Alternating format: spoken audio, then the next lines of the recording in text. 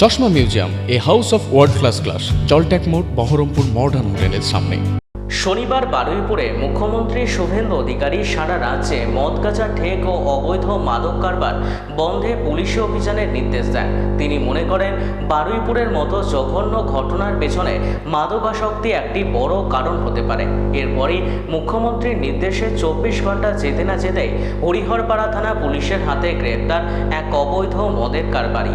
শনিবার রাতে হরিহরপাড়া থানা চোয়া টোটো মোড়ে সন্দেহজনকভাবে এক ব্যক্তিকে আটক করে। তার কাছ থেকে একটি ব্যাগে তল্লাশি চালিয়ে 33টি দেশি মদের বোতল উদ্ধার করে পুলিশ। বছর 56 ধৃত ওই ব্যক্তির নাম রেজাউল খান। ধৃত ব্যক্তিকে রবিবার সকালে মুর্শিদাবাদ জেলা আদালতে পাঠায় হরিহরপাড়া থানার পুলিশ। উদ্ধার হওয়া মদের বোতলগুলি বাজেয়াপ্ত করেছে পুলিশ।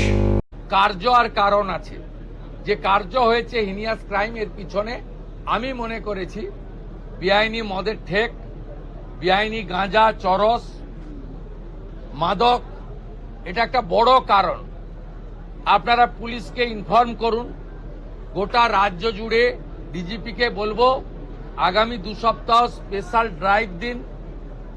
ব্যাটালিয়নে থাকা লোকজন, আমাদের যেখানে পুলিশরা ডাইরেক্ট কাজে নেই, নর্মাল থানা ওয়ার্ক অনেক বেশি থাকে, তাদেরকে বিশেষ অভিযানে লাগান।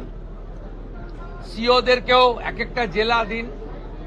কমপ্লিটলি গোটা রাজ্যে যত বেআইনি মদের ঠেক, যত গাঁজা, চরস, বর্ডারে তো ধরছেন আপনারা।